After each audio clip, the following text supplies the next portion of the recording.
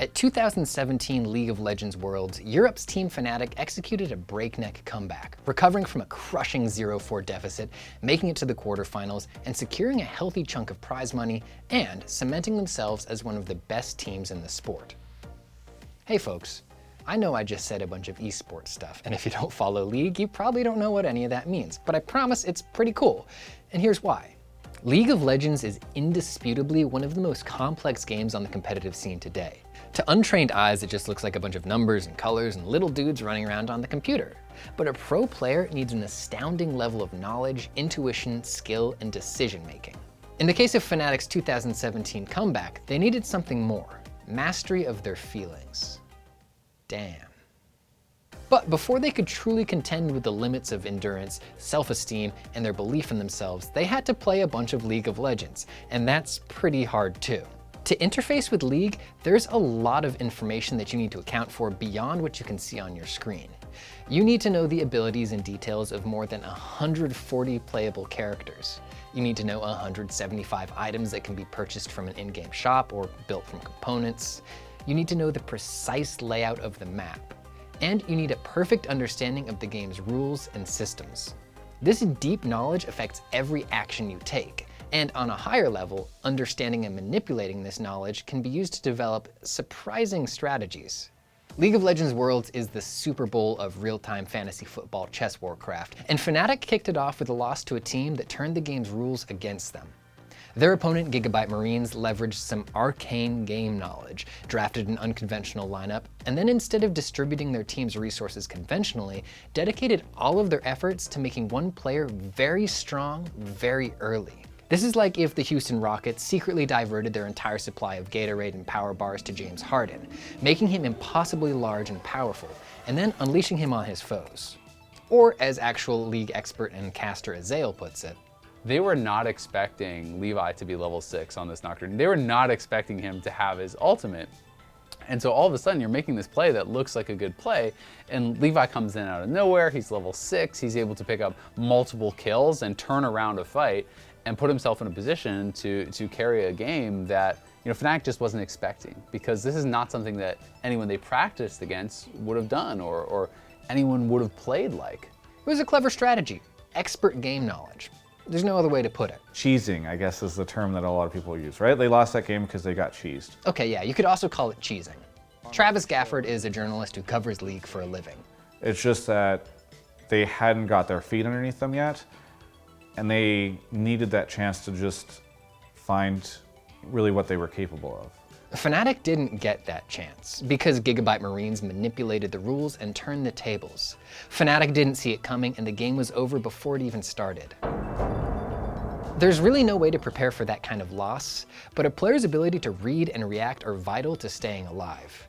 And there is a lot to read and react to in League. Within the game itself, there's multiple different visual displays that you're getting information from. So what's the rate limiting factor is how fast can this person ingest all this information, process it, and then execute an action. And it's just, it's the amount of information some of the best players in the world are able to just assimilate and execute on is just profound. This is Amin Issa, a PhD who studied the extremes of human performance in athletes, fighter pilots, and now, gamers. He also founded Mobalytics, a service that examines how players play and uses science to show them the path to improving. He's dedicated to figuring out what makes esports pros excel. In one experiment, Amin tested pro players against serious hobbyists with the help of eye-tracking technology. If we look at this example, each red dot represents the point where the particular player's eyes focused. The bigger the dot, the longer they spent looking at it. If you look at enough of these overlays, a pattern begins to emerge. Amateur players tend to fixate on the closest enemy or threat. Even if you don't play League, you know this feeling. It's the old wasp in the car dilemma. The driving phenomenon where your brain's visual processing centers lose the ability to read road signs and traffic patterns and instead focus on the only thing that matters: the wasp in the motherfucking car.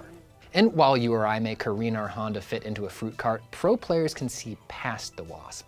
They look everywhere. Their recordings are peppered with tiny red dots, constantly scanning and never landing on any one place for more than a few milliseconds. When a professional and a seasoned veteran looks at a lot of information, they understand very clearly what is important and what isn't. discerning what information is critical and what information is not critical at that moment in time is one of the actual skill sets of an expert. If you fail to observe something or discard the wrong information, it can have terrible consequences, like in the second game of the group stage. Fnatic's star player Reckless made a bad read and it cost his team the game. He finds Pobelter, the opposing mid laner, and he's trying to get a quick kill and then back off, but his mistake here is losing track of where the other team could be. Reckless doesn't see the enemy team waiting in the wings, and while he's a skilled player, he can't fight his way out. He goes down, a teammate gets caught in the chaos, and the rest of the team has to run away to avoid getting snowballed. Reckless acted on an incomplete picture, and it led to Fnatic's second straight loss. League, at its heart, is a game about decision-making. But it's not just knowing which moves to make, actually executing on them is a whole other skill set. Knowing when to run or fight, whether to use a powerful ability or hold on to it, even where to stand.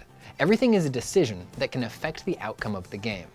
And there's really only one way to hone that skill. The only way to get better at decision making, in my opinion, is playing and reviewing lots of games.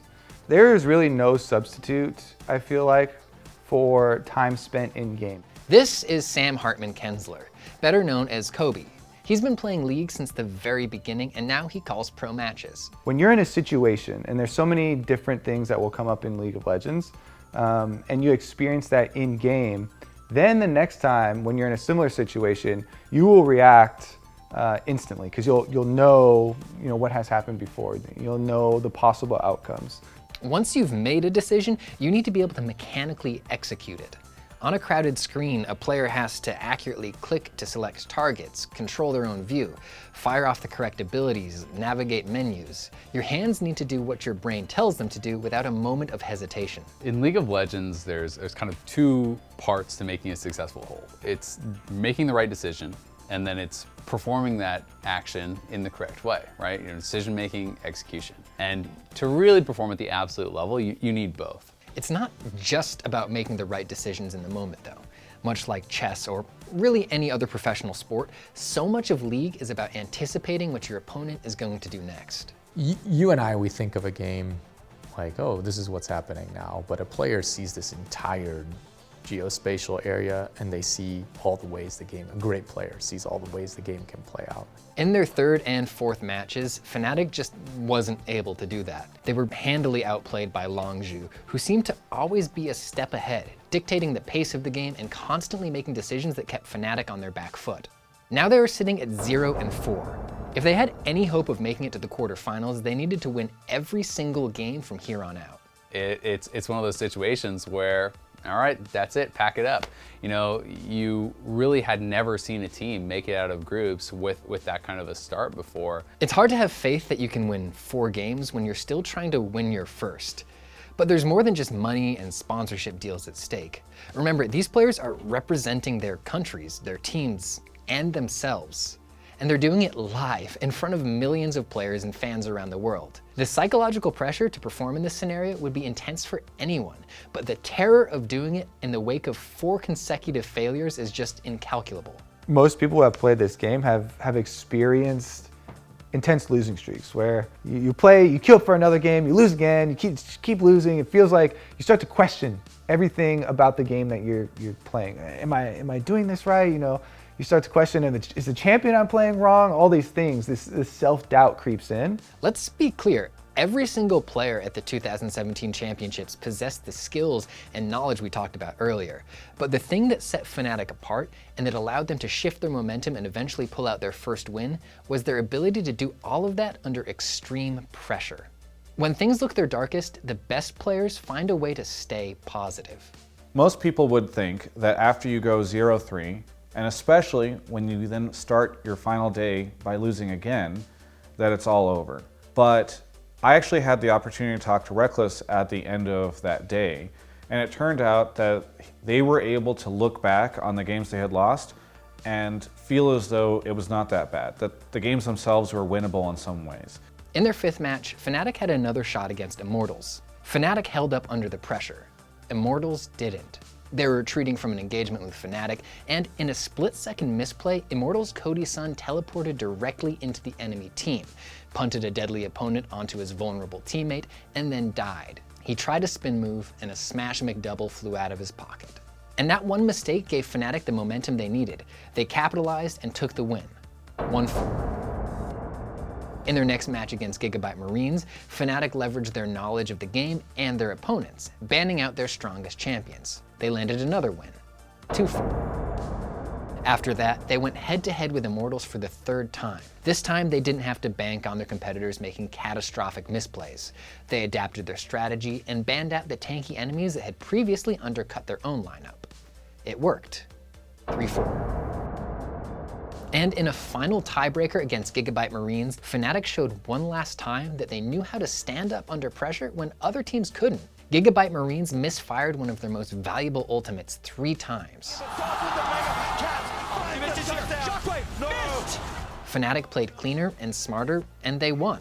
They became the first team to come back from a 0-4 losing streak in the group stage. That's amazing. They were pretty quickly eliminated from the quarterfinals, but just getting there was a huge deal.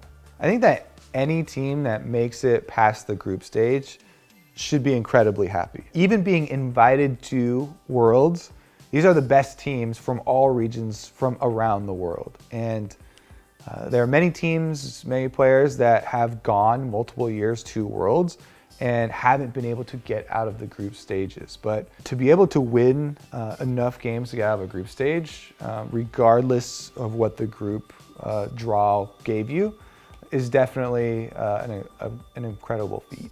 At any given point, the pressure could have gotten to them. They could have stewed in their losses and locked up, but they didn't.